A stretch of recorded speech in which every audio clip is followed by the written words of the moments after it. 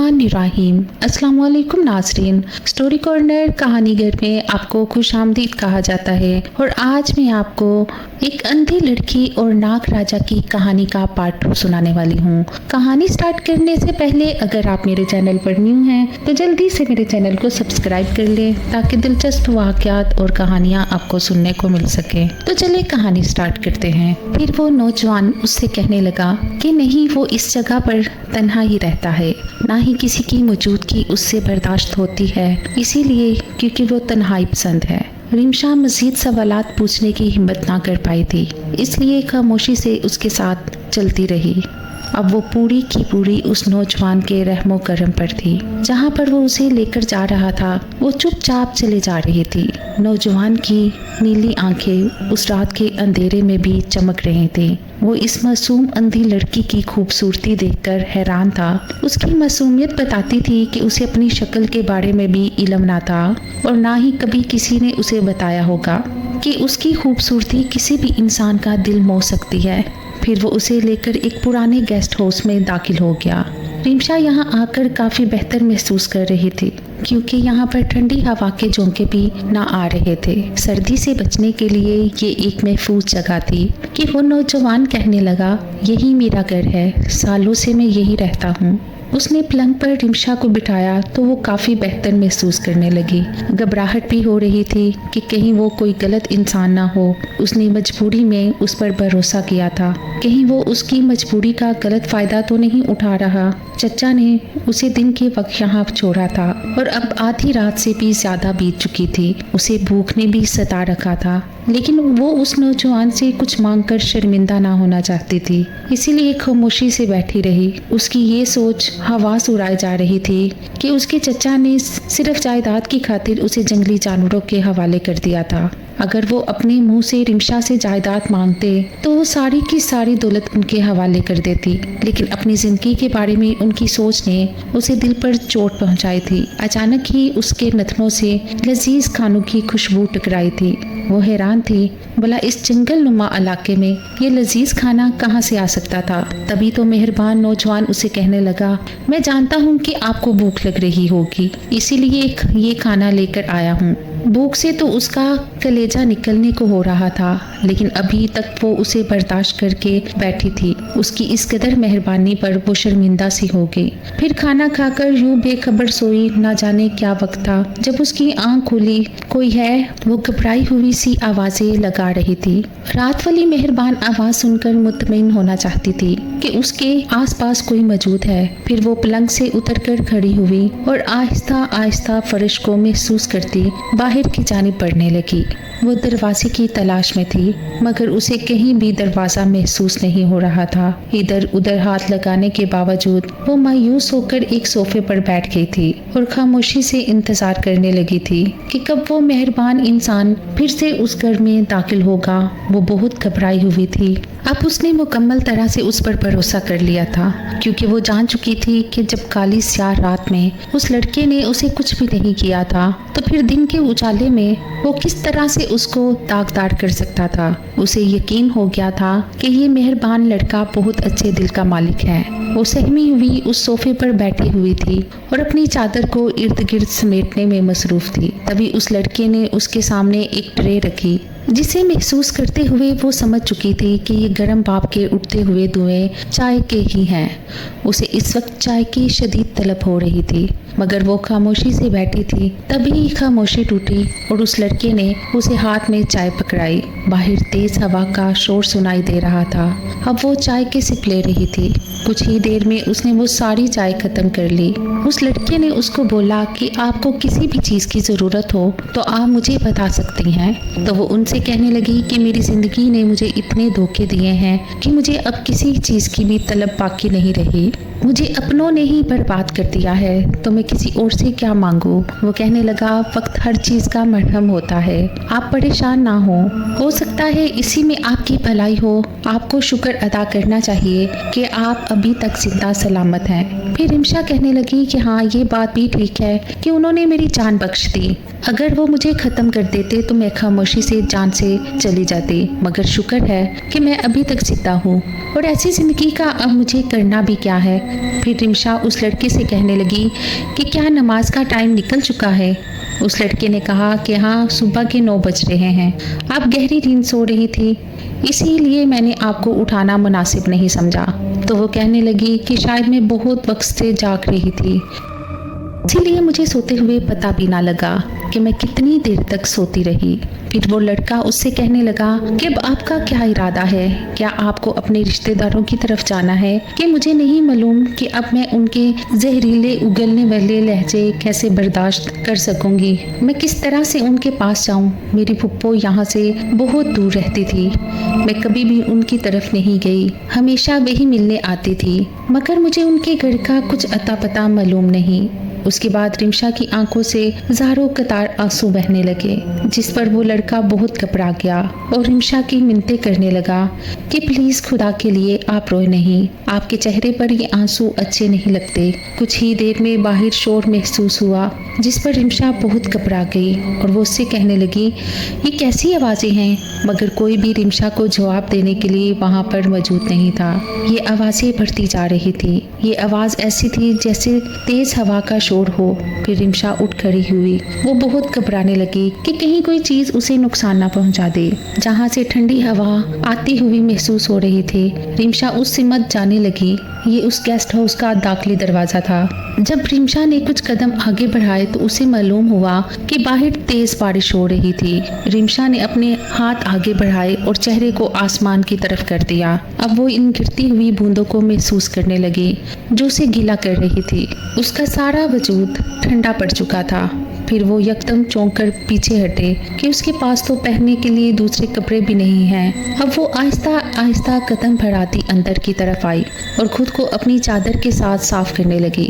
फिर आहिस्ता आहिस्ता वो अपने बेड की तरफ आई और उसमें दबक कर लेट गई। फिर ज़ारों कतार आंसू बहाने लगी। वो सोच रही थी कि इस दुनिया में अगर अपने माँ बाप नहीं तो कोई भी रिश्ते इंसान के लिए अहमियत नहीं रखते। सबने उसे महज जायदाद के लिए अपने पास रखा हुआ था, मगर जब उसकी शादी की बात आई, उसकी ज़िंदगी संवरने की बात आई, तो उन लोगों ने उसे अपने रास्ते से हटाने का सोचा। वो सोच रही थी कि ना जाने वहाँ सब क्या सोच रहे होंगे, क्या मैं किसी को भी याद होंगी या नहीं। वो खुद को बेकार महसूस कर रही थी। उसे अपनी किस्मत पर रोना आ रहा था कि वो कितनी बेबस है। वो किसी के रहमो करम पर यहाँ मौजूद थी। फिर कुछ ही देर बाद वो लड़का उस घर में दाखिल हुआ तो रिमशा ने उससे कहा, आपका नाम जान सकती हूँ? उसने कहा, मेरा नाम सलमान है। रिमशा ने उससे कहा, आपके माँ बाप कहाँ हैं, आपके रिश्तेदार? तो वह कहने लगा, मेरे माँ बाप मेरे बचपन में ही गुजर चुके थे, मैं अकेला ही पला था। फिर रिमशा कहने लगी, आप यहाँ पर अकेले कैसे रह लेते हैं? क्या आपके रिश्तेदार वगैरह नहीं हैं? आपकी बार वो सोच में पड़ गया और ठंडा सांस भर के उसने कहा, रिश्तेदार तो बहुत हैं, मगर आपकी तरह मैं भी उनके होते हुए भी तन्हा हूँ। फिर रिमशा उससे कहने लगी कि अगर आपको कोई भी तकलीफ मुझे रखते हुए महसूस हो रही है तो प्लीज़ आप मुझे किसी सड़क पर छोड़ आए, मैं चलती हुई कहीं ना कहीं चली जाऊंगी। फिर वो कहने लगा, एक तो आप मजबूर हैं, दूसरा मैं आपको ऐसे किस तरह से किसी रोड पर छोड़ सकता हूँ? आपका एक्सीडेंट भी हो सकता है या फिर आप किसी हादसे का शिकार भी हो सकती हैं। तो रिमशा कहने लगी कि उस जिंदगी से अच्छा है कि मैं कहीं मर ही जाऊं। फिर वो कहने लगा कि घबराओ नहीं, जब तक मैं तुम्हारे साथ हूँ तुम्हें कुछ भी नहीं हो सकता।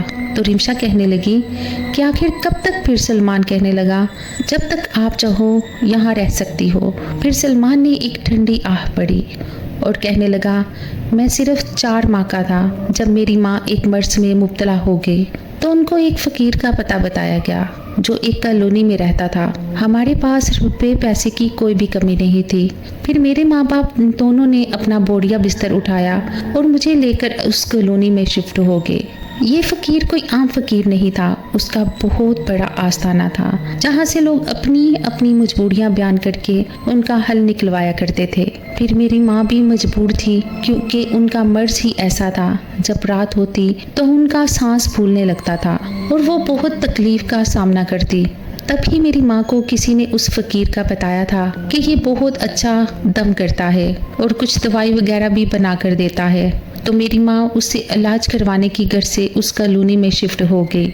एक दो बार ही उस फकीर के पास गई तो उस फकीर की नीयत मेरी माँ पर बुरी हो गई। मेरी माँ दिखने में भला की खूबसूरत थी। उसकी नीली आंखें, गोरी रंगत और खूबसूरत नैन नकोश थे। उसके लंबे घने सिल्की बाल किसी को भी अपनी तरफ मतवज्जा करते थे। वो अभी सिर्फ 20 साल की थी जब मेरी पैदाइश हुई। मैं 4 माह का ही था कि मेरी माँ को अचानक दम की बीमारी ने घेर लिया। उसका इलाज सिर्फ ये फकीर ही करता था। मेरे दादा की तमाम दौलत मेरे अब्बू के नाम पर थी।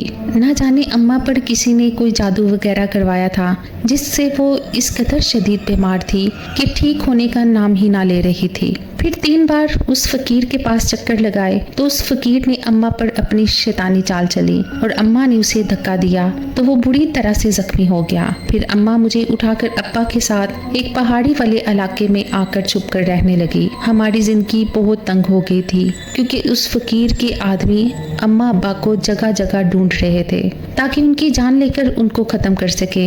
हमने अपनी बड़ी सी हवेली और तमाम जायदाद छोड़कर उस पहाड़ी इलाके में आकर अपना आप छुपा लिया था। फिर एक दिन अब्बा लकड़ियां काटने गए। जब वापस आए तो वो बुरी तरह से जख्मी थे। उन पर किसी ने बुरे तरीके से वार किए थे। वो इन जख्मों का दर्द ना सहते हुए इस दुनिया से चले गए। उनकी याद में अम्मा दिन रात रोती रहती, यहाँ तक कि अम्मा ने अपनी बहनाई भी मुतासिर करती थी। वो उनके गम में इस कदर नडाल हो चुकी थी। फिर उन्होंने बहुत मुश्किल से मुझे पाल पोस कर अभी सिर्फ 8 साल का ही किया था। एक दिन मैं लकड़ियां जमा करने बाहर गया। कुछ ही देर बाद वापस आया तो अम्मा के मुंह से जाग बह रहा था। उनका चेहरा बुरी तरह से सुर्ख हो गया था। वो इस दम के शिकार में मर चुकी थी। मेरी दुनिया उजड़ गई। अब मैं अकेला रह गया था और बहुत मुश्किल से अपना गुजारा कर रहा था। उसी दिन से मैं इस जंगल का होकर रह गया था। फिर जब मैं 12 साल का हुआ तो एक बूढ़ा आदमी जो लकड़ियां उठाने की घर से इस जंगल में आया था मुझे अपने साथ इस फार्म हाउस में ले आया। उसने कहा कि ये फार्म हाउस कई सालों पुराना है और बिल्कुल लावारिस है। यहाँ पर किसी का आना जाना नहीं होता। तुम मेरे साथ इस फार्म हाउस में रह सकते हो। उसने मेरी परवरिश की। मैं जब 17 साल का हुआ तो वो बूढ़ा आदमी एक दिन बाहर गया तो फिर कभी भी वापस नहीं आया। ना जाने उसके साथ क्या हादसा पेश आया था। मैंने सारा जंगल छान मारा मगर मुझे कहीं भी उसकी लाश ना मिली। मैं जान चुका था कि वो किसी भयानक जानवर का शिकार बन गया होगा जो उसे सालम निकल चुका था। उसी वजह से मुझे उसका नामो निशान तक नहीं मिला था। उसके बाद से मैं यूं ही तनो तन्हा इस फार्म हाउस में रह रहा हूँ। अब मुझे किसी की भी मौजूदगी या तन्हाई से कोई भी फर्क नहीं पड़ता क्योंकि मैंने जिंदगी का एक बहुत बड़ा अरसा अकेले तन्हा बसर किया है। ये कहकर सलमान वहाँ से उठ खड़ा हुआ था। दोपहर का वक्त होने वाला था। रिमशा इसी फार्म हाउस में मौजूद एक बिस्तर पर लेटी हुई थी। सलमान उसे बहुत गौर से देख रहा था। वो आहिस्ता से उसके करीब आया और उसकी मासूमियत देखने लगा। रिमशा को ये शक हुआ कि कोई उसे घूर रहा है। क्या वो किसी की नजरों की तपिश को महसूस कर सकती थी? फिर रिमशा ने अचानक उठकर इधर उधर हाथ मारना शुरू किया। सलमान को घबराहट हुई तो वो तेज तेज कदमों के साथ चलता हुआ बाहर निकल गया। अब रिमशा मुतमईन थी कि यहाँ पर कोई भी नहीं है। कुछ घंटों बाद सलमान वापस आया और उसने रिमशा को आवाज दी। खाने की ट्रे उसने टेबल पर रख दी थी और रिमशा से कहने लगा, खाने का वक्त हो गया है, खाना खाएं। मगर उसे दूसरी जानिब से कोई भी आवाज सुनाई ना दे रही थी। उसने 2-3 मरतबा रिमशा को पुकारा मगर रिमशा ने कोई जवाब ना दिया। वो परेशान हो गया। चारों नजार उसने उठकर रिमशा की खबर लेना चाही। जब वो उसके करीब गया तो रिमशा कंबल में दबकर लेटी थी मगर जैसे ही उसके चेहरे से कंबल हटाया तो ये देखकर उसके उसान खता हो गई क्योंकि रिमशा की सांसों की तपश उसे अपने हाथों पर महसूस हो रही थी। रिमशा इस वक्त बहुत तेज बुखार में मुब्तला थी। उसने एक रात तो पूरी जंगल में ही ठंड में गुजार दी थी मगर सुबह भी वो बारिश में थोड़ा बहुत भीगी थी जिस वजह से तेज बुखार ने उसे आन घेरा था। अब सलमान को कुछ समझ ना आ रही थी कि वो इस सिचुएशन से कैसे बाहर निकले। उसने पानी भर के रिमशा के ऊपर पट्टियां रखना शुरू की। रिमशा बहुत तेज बुखार में मुब्तला थी जिस वजह से वो बात तक ना कर रही थी। सलमान बहुत परेशान हुआ। फिर उसने जंगल का रुख किया और फौरन कुछ पत्तियां तोड़कर उन्हें पीसकर उनका लेप बनाया और रिमशा के माथे पर उस लेप को लगा दिया। आधे घंटे बाद रिमशा का बुखार बिल्कुल उतर चुका था। वो काफी अच्छा महसूस कर रही थी। अब वो उठकर टेक लगाकर बैठ गई थी। मगर उसके हाथों में इतनी जान नहीं थी कि वो कोई नवाला तोड़ सके। वो उठी भी बहुत मुश्किल से थी। सिरक सिरक कर उसने टेक लगाकर खुद को बैठाया था। तभी सलमान उसे कहने लगा कि तुम 2 नवाले खाने के खा लो ताकि तुम्हें कुछ आराम आ सके। फिर मैं तुम्हें दवाई भी खिलाऊंगा जिससे तुम्हारा बुखार मुकम्मल तरह ठीक हो जाएगा। तुम्हें शायद सर्दी लग गई है। फिर सलमान ने रिमशा को अपने हाथों से नवाले तोड़ तोड़ कर आहिस्ता आहिस्ता खिलाए। सलमान उसे खाना खिलाते हुए बहुत गौर से देख रहा था। उसके लंबे सिल्की बाल उसके दोनों तरफ से आगे गिर रहे थे जो उसके चेहरे को मजीद पुरकशिश बना रहे थे। फिर सलमान रिमशा से कहने लगा कि तुम्हें इस तरह बारिश में भीगना नहीं चाहिए था। तो रिमशा बोली कि मैं आपको ढूंढती हुई बाहर आई थी। मुझे यहाँ पर बहुत अजीब वहशत महसूस हो रही थी। मैं इस तरह कभी भी तन्हाई में नहीं रही थी, इसीलिए शायद मुझे खौफ महसूस होने लगा था। सलमान ने जब अपने लिए सुना कि रिमशा उसे यहीं पर मौजूद होने का कह रही थी तो वो मुस्कुरा दिया। इतने सालों बाद सलमान आज पहली बार मुस्कुराया था। रिमशा को देखकर वो अपने दुख दर्द भुला बैठा था। रिमशा उसका बार बार शुक्रिया अदा कर रही थी। आज तक रिमशा का इस तरह से किसी ने भी ख्याल नहीं किया था। सलमान के लिए उसके दिल में एक नरम जज्बात जन्म ले रहा था। शायद सलमान के दिल को भी वही कैफियत थी। रिमशा ने जब खाना खत्म किया तो सलमान ने उसे अपने हाथों से दवाई खिलाई और फिर लेटने का कहा। फिर रिमशा से कहकर गया था कि तुम्हें उठने की ज़रूरत नहीं है, मैं तुम्हारे लिए जड़ी बूटियों का कहवा बना कर लाता हूँ, जब तक तुम आराम से लेटी रहो। रिमशा काफ़ी देर तक सलमान का इंतज़ार करती रही। बल आखिर सलमान कहवा बना कर ले आया तो रिमशा उससे कहने लगे कि आपको ये इतनी लजीज पकवान कौन बना कर देता है। सलमान हंस पड़ा और कहने लगा मेरे साथ तो यहाँ कोई भी नहीं रहता, इसीलिए जाहिर है मैं खुद ही सारे काम करता हूँ। तो रिमशा उससे कहने लगी आपको ये सारे काम करना किसने सिखाए हैं। सलमान कहने लगा वक्त हर चीज़ का मरहम है और हर चीज़ सिखा देता है। रिमशा कहने लगी आप इतनी गहरी बातें कैसे कर लेते हैं। जब रिमशा ने वो कहवा ख़त्म किया तो काफ़ी सुकून महसूस कर रही थी। फिर वो सलमान से कहने लगे कि मुझे लगता है कि मुझे अपने रिश्तेदारों की तरफ वापस चले जाना चाहिए। आखिर मैं कब तक आपके साथ इस फार्म हाउस में अकेली रह सकती हूँ। अगर किसी ने यहाँ मुझे देख लिया तो वो मेरे किरदार पर उंगली उठाएगा। सलमान उसे कहने लगा कि किसी ने अगर तुम्हारी तरफ उंगली उठाई तो वो उंगली काट के रख दूंगा। मैं जानता हूँ कि तुम कितनी मासूम हो। फिर रिमशा कहने लगी आपको मेरा इतना ख्याल कैसे होने लगा है। मेरे अपने सगे रिश्तों का तो मुझ पर एतबार ही ना था और ना ही कभी उन्होंने मुझ जैसी अंधी लड़की का इतना ख्याल रखा था। वक्त ने मुझे आपके पास ला खड़ा किया है। मैं यहाँ रहकर आपके लिए सिर्फ परेशानी का बाइस ही बनूंगी। आपको सिर्फ मेरे खाने पीने की फ़िक्र होगी और अब तो मैं बीमार भी हो गई हूँ, आपके लिए मज़ीद परेशानी का बाइस बन गई हूँ। तो सलमान कहने लगा कि नहीं, मुझे तो बहुत खुशी महसूस हो रही है। मैं वैसे भी अकेले रहता था, सारा दिन जंगलात में फिरता था और शिकार करता था। अब जब से तुम आई हो तो तुम्हारा ख्याल रख के मेरे दिल का काफ़ी सुकून महसूस हो रहा है। मैंने हमेशा रिश्तों को खोया है, इसीलिए मुझे रिश्तों की काफ़ी कदर है। तुम मेरी कोई रिश्तेदार तो नहीं, मगर एक इंसानियत का रिश्ता मेरा तुमसे बन चुका है।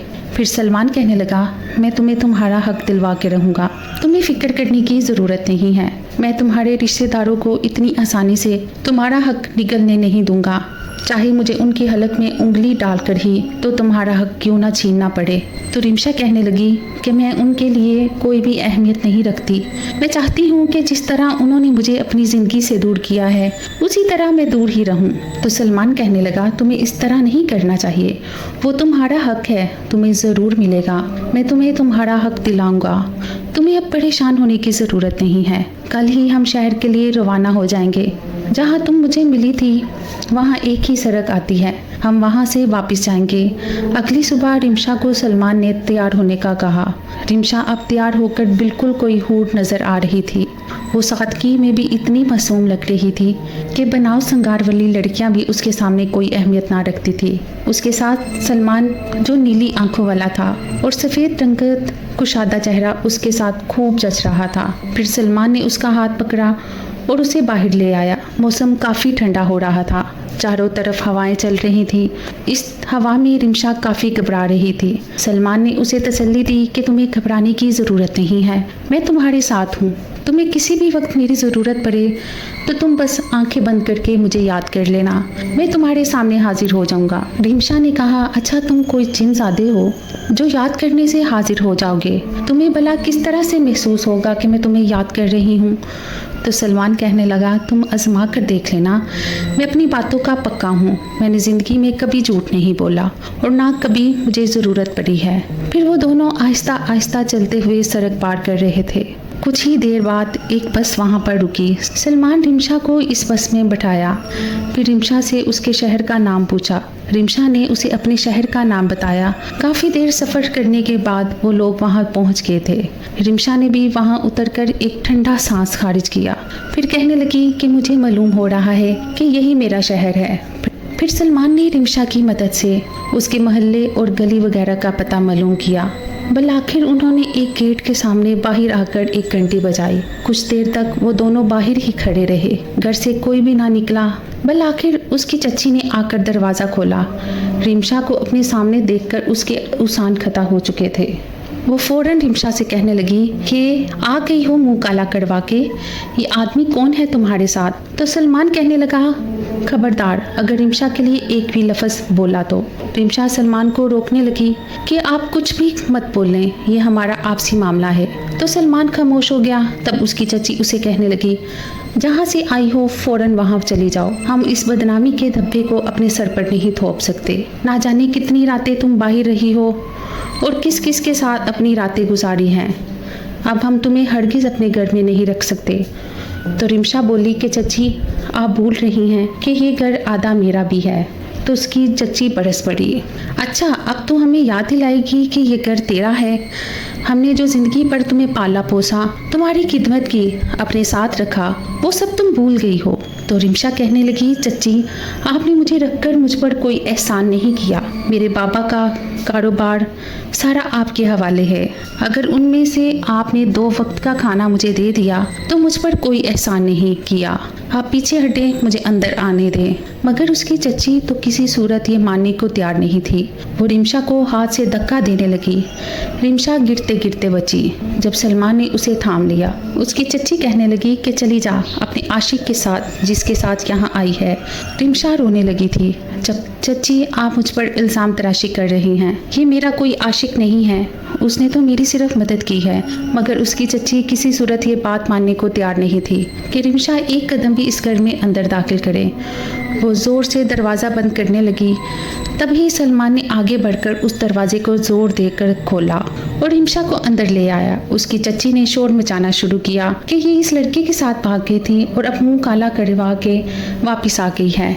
तब ही जो अगली बात सलमान के मुंह से निकली थी, उससे सबके मुंह खुले के खुले रख दिए थे। जब सलमान ने कहा, ये बागी नहीं थी, ये मुझे एक सड़क किनारे मिली थी और मैंने उसे यूं ही अपने साथ नहीं रखा था, बल्कि मैंने उसे अपने निकाह के पाक रिश्ते में बांध दिया था।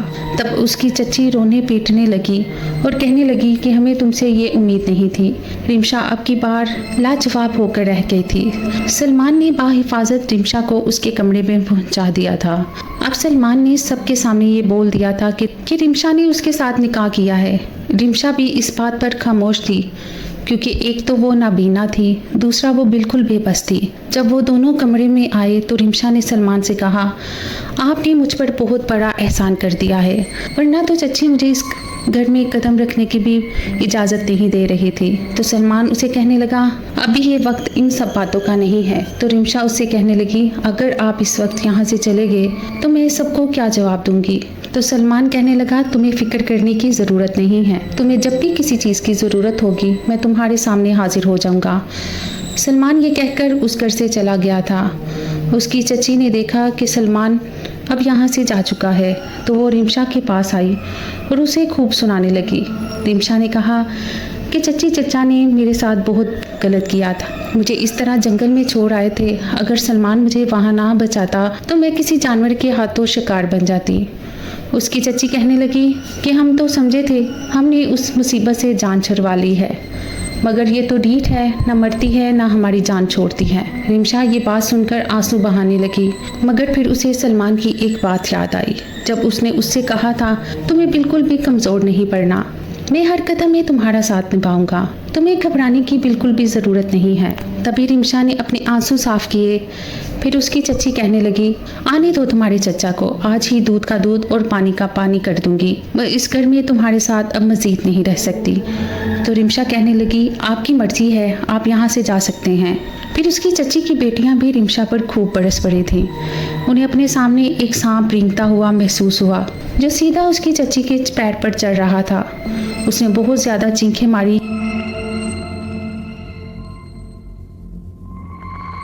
कि ये सांप यहाँ पर कैसे आ गया। अब वो सब लोग उस कमरे से बाहर भाग चुके थे। रिमशा ये सुनकर हैरान थी कि उसके कमरे में सांप कैसे आ सकता है। अब रिमशा भी खौफजदा होने लगी थी कि वो सांप कहीं रिमशा को ही ना नुकसान पहुंचा दे। रिमशा जब परेशानी के आलम में उठ खड़ी हुई और बाहर भागने लगी तो उसे अपने कानों में सलमान की आवाज़ सुनाई दी, रिमशा तुम्हें कहीं भी जाने की ज़रूरत नहीं है, तुम मत घबराओ, यहाँ पर कोई भी सांप मौजूद नहीं है, वो मैंने ही इन लोगों को डराया था। अब जब भी रिमशा की चच्ची उसके कमरे में आने की कोशिश करती या उसके पास आने की कोशिश करती तो उसे रिमशा के आसपास एक सांप रेंगता हुआ दिखाई देता। वो हैरान थी, ये सांप आखिर रिमशा को नुकसान क्यों नहीं पहुंचा रहा, ये सिर्फ हमें ही क्यों डराता है। उन लोगों ने काफ़ी कोशिश की मगर उस सांप ने उनका पीछा नहीं छोड़ा। वो अब काफ़ी खौफजदा हो गए थे। उसके चचा और चची ने मिलकर ये फैसला किया था कि वो ये घर छोड़कर चले जाएंगे। फिर एक दिन रिमशा अपने कमरे में बैठी थी कि सलमान उसके पास आया और उससे कहने लगा, रिमशा मैं तुम्हें एक हकीकत से आगाह करना चाहता हूँ। तो रिमशा उसे कहने लगी कि हाँ सलमान बोलो, क्या कहना चाहते हो। तो सलमान उसे कहने लगा कि रिमशा मैं एक सांप हूँ और मेरा ताल्लुक नाग राजा के कबीले से है। मेरे दादा परदादा ने हमेशा सारे सांपों पर खराज किया है मगर बदकिस्मती से मैं अकेला रह गया था। मगर अब भी मुझे में वो सारी खासियतें मौजूद हैं जो एक नाग राजा में मौजूद होती हैं। मैं किसी भी वक्त इंसानी रूप धार सकता हूँ और किसी भी वक्त वापस सांप बन सकता हूँ। ये कोई और सांप नहीं था जो तुम्हारे चचा चची को डरा रहा था, बल्कि ये मैं ही था। मैं तुमसे निकाह करके तुम्हारे साथ रहना चाहता हूँ और हमेशा इस इंसानी रूप में ही जीना चाहता हूँ ताकि मैं तुम्हारी हिफाजत कर सकूँ। रिमशा इस बात पर मान गई थी क्योंकि इंसानों ने बहुत बुरी तरह से उसका दिल दुखाया था, जबकि एक नाग ने उनकी सब इंसानों से हिफाजत की थी। सलमान ने रिमशा की जायदाद में से कुछ पैसे लगाकर रिमशा की आंखों का इलाज करवा दिया। उसके बाद रिमशा की बनाई वापस आ गई। रिमशा ने जब सलमान के चेहरे को देखा तो उसे अपने ख्वाबों का शहजादा सलमान की सूरत में मिल चुका था। रिमशा और सलमान अब एक बहुत खूबसूरत और हसीन अज़वाजी ज़िंदगी गुजार रहे थे। उम्मीद करती हूँ कि कहानी का ये पार्ट आपको अच्छा लगा होगा। मज़ीद अच्छी कहानियों के लिए मेरे चैनल को सब्सक्राइब करें, वीडियो को लाइक करें। अल्लाह निगहबान।